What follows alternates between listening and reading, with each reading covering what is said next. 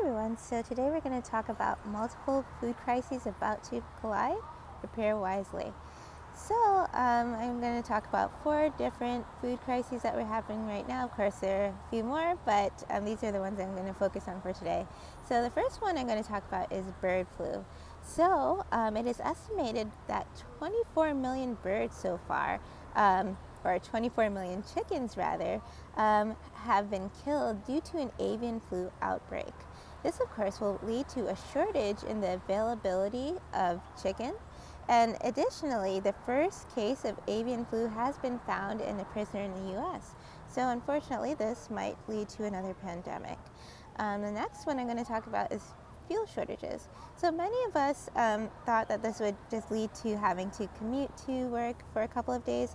However, this also leads to an impact on our daily activities, products, and ability to access certain activities due to access to fuel. So, for example, electricity, heating and cooling systems, etc., will be impacted by this shortage.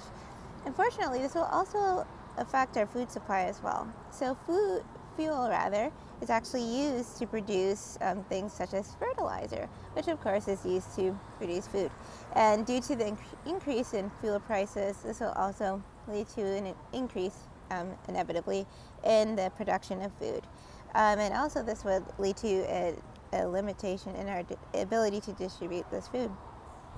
Additionally, we also have to consider the war in Ukraine and Russia and the decision of NATO nations such as the U.S. to sanction Russia.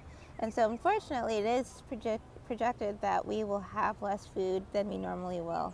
In fact, it is estimated that up to 265 million people will be at risk for starvation by the end of this year. And you may have heard of what happened with the Union Pacific Railroad, but basically they are placing restrictions on CF Industries Holding Incorporated, which is a major distributor or manufacturer of nitrogen fertilizers. They also produce hydrogen products and other nitrogen products as well. And they're basically being prevented from using the Union Pacific Railroad to ship their new orders. So this will impact farmers who are dependent on these getting fuel from CF Industries. And this is essential for spring crop production. So this also would reduce the amount of crops that can be produced, which would eventually lead to an increase in food prices and less food in the grocery stores. And the last thing I'm going to talk about, actually the second to last rather, is food plant fires. So dozens of food processing facilities are currently being destroyed. They have been destroyed through fires, plane crashes, and explosions. The FBI is also sending out warnings of potential cyber attacks that may disrupt the food supply chain. So far, 9 attacks have happened over the past year or so. And unfortunately, regardless of these attacks, this will impact food distribution. The last thing you want to keep in mind is wheat shortages. So Russia and Ukraine account for about 30% of the wheat production, with Russia being around 18% and Ukraine estimated to being around 10 to 11%. Given that this war is happening and the corn and the sunflower oil is also not being produced, this unfortunately will again lead to food shortages. So when you go to the grocery store, take a time to look at the ingredients that are in your products, because you might notice that a lot of them have either wheat, corn, or sunflower oil. And also look at what you have in your home if you haven't already. So this will affect inevitably more than just the production of bread. And also remember that these staples are not just used in the products that we use, but are also used for animal feed. So if the farmers cannot feed their animals, this will also lead to a massive influx of meat on the market, because the farmers will have to cull their animals. So meat prices might drop for a short time, and you also might have more meat available. But eventually, of course, these prices will go back up, and there'll be less meat because all the animals are dead, right? So therefore, you have to keep this in mind, and of course the birds or the chickens rather, are being culled right now. So eventually this will lead to a shortage in meat supply and hyperinflation. So we do know that there is an expense due to the scarcity of food that's already occurring and the hyperinflation of the dollar. And so with all these problems that I mentioned, there are the inevitable solutions. And I've talked about some of these before, but they are worth mentioning. So for example, food rationing, that's happening in some countries already right now and most likely will come here. You probably heard of what's happening in Shanghai with people being locked in their homes, and unfortunately some people are starving right now due to draconian mandates. You also have price controls. So price controls will inevitably happen if we continue along this path, but price controls are not necessarily a good thing, because what will happen is if people cannot afford, or the producers, the food producers cannot get back the money they need to make a profit, and of course to cover the cost of production, they just won't sell the food, and that will lead to food scarcity. Insect meat. So some of you might have heard of this, and I will be posting links in the comments so you can look at the links for yourself and see what you think. But basically, insect meat is being proposed as a way to make up for the shortage that's going to inevitably happen. So if you're not a person who wants to eat insects, and I want to be very sensitive to this topic because there are millions of people around the world who eat insects. If you know that you don't want this to be a part of your diet, then now is the time to definitely start thinking about food preservation. Lab-grown meat. So you might have seen an influx of fake meat on the market, or vegan meat, and one of the reasons why is because food scarcity issues have been spoken about for years. And so with the food that we have now in production being projected to no longer be in production the way we're used to, one of the selected, or the suggested solutions rather, is 3D printed lab meat. So again, if this is not something that you're interested in, maybe now is the time to really start thinking of ways, alternate food sources, which we will talk about towards the end of this video. Martial law. So of course with food scarcity also comes violence, right? So chances are we might see more troops on the streets, especially in highly densely populated areas where a lot of people may not be aware of how to grow their own food. And unfortunately, with desperation comes a lot of violence. So martial law could potentially be implemented if things get to that level. Also, the V passports that I've been talking about for probably over a year now. V passports, of course, are not just about the V. It's a social credit system, right? So everything will be integrated into the system, and of course, you can be rated based off of what is deemed to be good behavior. And if you are deemed to not be a good citizen, you might not get your food rationing card. So that's something else to keep in mind.